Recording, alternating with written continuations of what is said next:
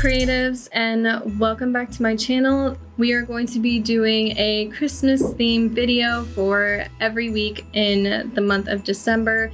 So this is going to be the first one, and I figured that since it is the holiday season, let's go ahead and create some Christmas cards. I'm going to be doing this in Illustrator. It's kind of a brand new program for the iPad. So let's go ahead and start with, let's modify this. I'm just choosing the A4 size and I'm going to modify it to a 4.75 by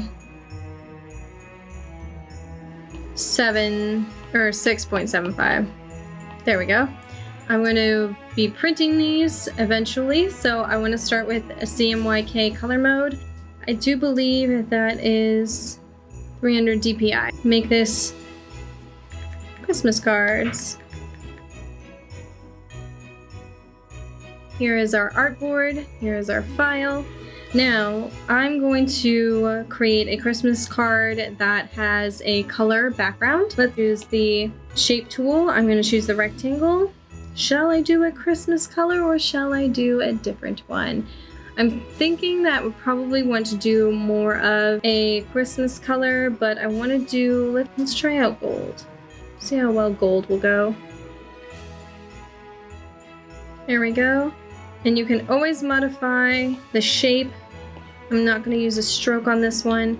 Now, something important to note that when you are making Christmas cards, or if you're making anything that needs to go to print, you do want to utilize your guides and your grids, which are over here on the right toolbar. Now, this is going to be really helpful, especially if you need to have any kind of bleed mark on your files. That way, when you print, if you're printing something with a full color background like I'm doing here, you have already set your bleed, or what is known as a leeway amount of space for when you are printing. That way you don't have like some random weird white border that's not supposed to be there. So I'm just going to turn my grid on. I'm going to change the color. I'm going to make it more festive. I'm going to choose a green. That way we can see it. There we go. And I'm going to then take this color shape and I'm gonna pull it until you see how it said it show here. Let me show you. It shows the width here. So it's 4.75. You want at least 1/8 of an inch to 1/4 of an inch bleed border. So I'm just gonna pull it to 4.85. Should be good enough. There we go. And then at the top, it should be 6.85. Well, 6.95 for both ends, really. There we go. Just to give yourself some bleed space for when you're printing. Okay, I'm going to take that layer. I'm going to lock that layer and create a new layer in the Layers panel. And I thought it would be fun to create a holiday wreath, if you will. So it's very, very simple to do that. I'm going to choose a different color. I'm going to go more festive. We're going to go for a nice deep Christmas green. And once again, if you want to save your colors, like if you don't want to have to keep going back in and selecting from certain objects on the artboard, go ahead and just scroll down till you see the swatches panel under your color, your solid color options. And then just press that plus mark, and that plus icon will add whatever color you have on active right now. It'll add it as a swatch. So I'm going to utilize that color, and I'm going to utilize this red color that's already here. And I'm going to draw, give me that pen tool please. I'm going to draw some holly. Now this does not have to be accurate right away. Let me start with a smaller. There we go. This does not have to be accurate right away, because you can always go back and change it.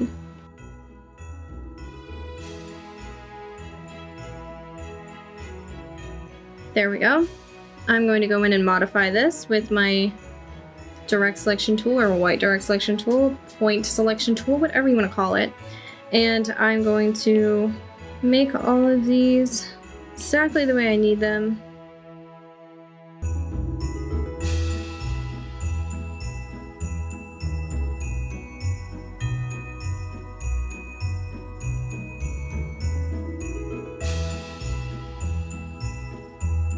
If you want to modify points, for instance, you have a point like this, and this is happening where you choose your handle and it's moving, but you want to break what's called break the handle, and you want it to do what I did over here, then all you got to do is hold down this focal point here, this circle selection, choose your handle, and you can move the handles individually from each other. That way you can break your handles and move them independently of each other, which is very, very handy. I must say so. It is very easy to manipulate handles this way than it is trying to do it with a mouse on a computer. There we go, something like that.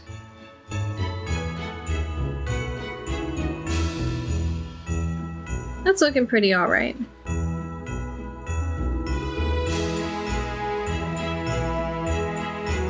There we go. We don't want it too perfect. So there is one piece of holly. Now I'm going to use my direct selection tool. I'm going to select it. And let's pull you over here. Let's put a little gradient on it. I do love doing these gradients because it just is so much more helpful doing a really pretty gradient on these leaves. Okay, so for this one, I'm going to take that color.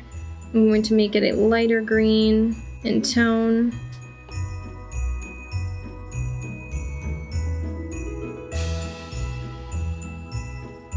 Now there's our holly leaf. So let's go ahead and make 2 holly berries as well.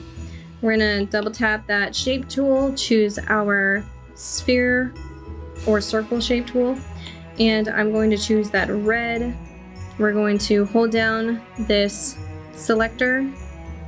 That way the berry is completely constrained in proportion. That way it's completely even. I'm going to then take the color, I'm going to put another gradient on it, but this one's going to be, it's not going to be anything too complex. I'm just going to do a linear gradient.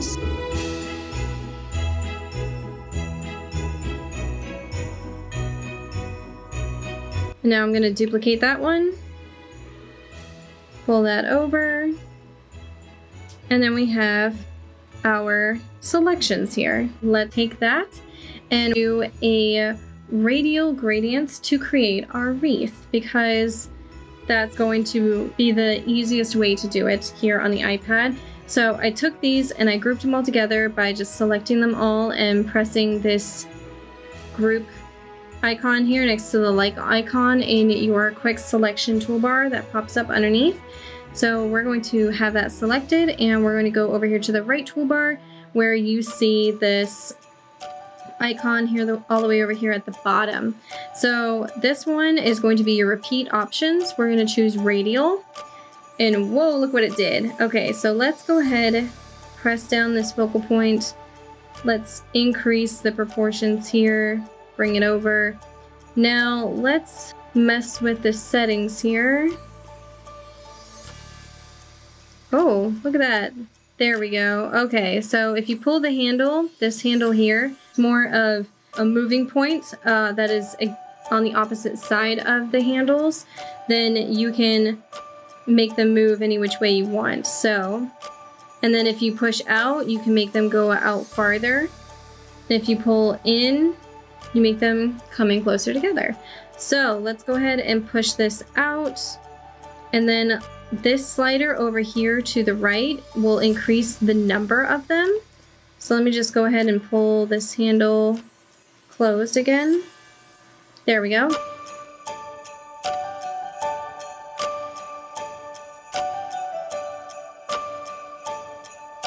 Just by messing with the handles and that point over on the other side. There we go. Now I wonder if I close the handles. There we go. If you close the handles, it comes together really nicely. Okay, so this is looking fairly good. Let's just go ahead and choose this one. If you double tap and you double tap again, you can go into your selection. Let's make this a little skinnier. I'm not constraining the proportions here on purpose. There we go, and now I will, just to make them a little bit smaller. There we go. Deselect by choosing anywhere on the artboard, and let's go ahead and move this out more. will increase the number of them. Look how beautiful and intricate this is turning out to be. This is so pretty. Alrighty, that looks pretty darn good to me. If this doesn't look exactly how you want it to look, you can kind of play with this however you want to. I think it is really nice either way. So I'm going to select some of the holly berries, duplicate that one, and pull it out to the edge, and you see how you can get a lot of different variances for your patterns that you want to have on your cards. So this is looking very good. And let's zoom in here and let's put some text in here. I'm just gonna click and drag. Oh my, why is that at 60? Let's do 36. Put in, what do I wanna say? Merry Christmas? Let's do Merry Christmas. Now I know not everyone celebrates Christmas, but for the sake of this card, this is what we're going to use. That looks pretty nice. The font that I am using is a font that I have used previously. This one is called Buffett Script. You can use whatever fanciful calligraphic or script font that you prefer. I really like this one. And for the color of it, I'm going to change it from black to that beautiful red. There we go. And there is a very, very quick and easy Christmas card with some fun elements to it to make it really festive. I hope you guys enjoyed this video, and I will see you all in the next one.